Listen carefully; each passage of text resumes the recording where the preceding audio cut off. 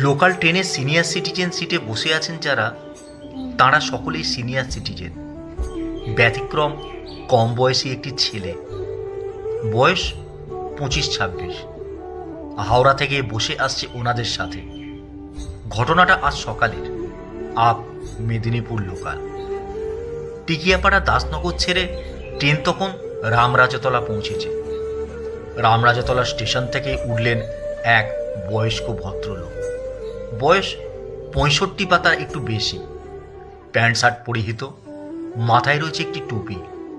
উনি যখন senior citizen সিটের সামনে এসে দাঁড়ালেন, আশেপাশের দু একজন ওই ছেলেটিকে বলল, এটা সিনিয়র সিটিজেনের সিট, উঠে দাঁড়াও, উনি বসবেন।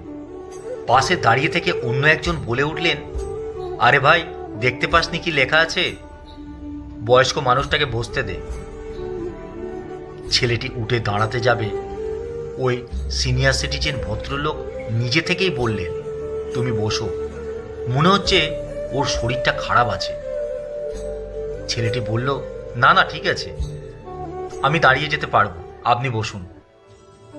ছেলেটি উঠে পড়তেই বয়স্ক ভদ্রলোক হাতটা ধরে বসিয়ে দিতে গিয়ে বললেন, ঠিকই ধরেছি, তোমার গায়ে তো জ্বর।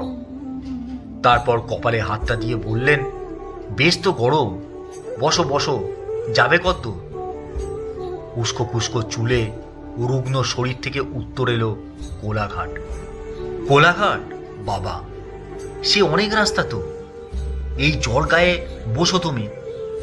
পাশে দাঁড়িয়ে থাকা অন্য একজন বলে উঠলেন, এটা সিনিয়র সিটিজেনের সিট, আপনি বসতে বলছেন বটে, পরের স্টেশন থেকে কেউ সিনিয়র উঠলে তখন সেই তো সিট ছাড়তেই হবে।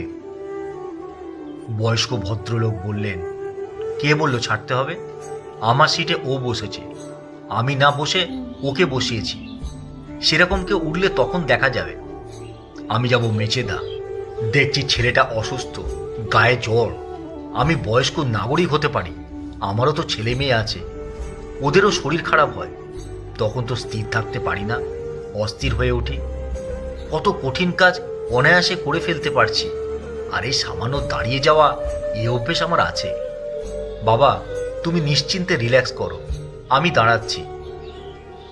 ছেলেটি ওনার মুখের দিকে একবার তাকিয়ে নিয়ে নিশ্চিন্ত একটা আশ্রয় পেয়ে বলে উঠল, কাল রাত থেকে জ্বর, বাড়ি ফিরছি আজ, আপনার অসুবিধা হলে বলবেন, আমি দাঁড়িয়ে যাব।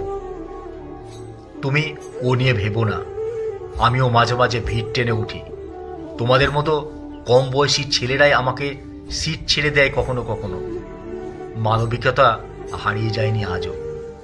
আমি দাঁড়িয়ে গেলে খুব একটা অসুবিধা হবে না। তোমার এই গায়ে জ্বর নিয়ে দাঁড়িয়ে যাওয়াটা কষ্টের, আমিও তো একজন বাবা। সুযোগ আছে বলে এই পৃথিবীর সব সুযোগ গ্রহণ করতে নেই, কখনো কখনো ছেড়ে দিতে হয়। তোমার কাছে প্যারাসিটামল আছে? যদি না থাকে তাহলে দিচ্ছি, আমার ব্যাগে আছে। এই বলে ব্যাগ থেকে দুটো বিস্কুট আর ওষুধটা এগিয়ে দিয়ে বলল, দরকারি কিছু জিনিস ব্যাগে রাখি, কখন কি কাজে লাগে তাই। মাঝে মাঝে এই উল্টো পুরাণের ঘটনা দেখতে বেশ ভালো লাগে। ভদ্রলোককে দেখে আমার ভক্তি শ্রদ্ধার পারদ যেন অনেকটা ওপরে উঠে গেল।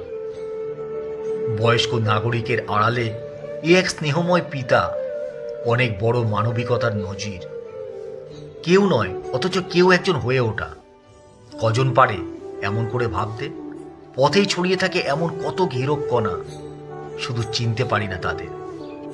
আমার গন্তব্য আসতেই ট্রেন থেকে আমি নেমে এলাম একরাশ ভালো লাগা নিয়ে। বুঝলাম পৃথিবীটা পুরোপুরি স্বার্থপরতায় এখনো ভরে যায়নি, ভালো মানুষ আছে, থাকবেও। প্রার্থনা করলাম এমন মানুষ বেঁচে থাকুক 1000 বছর।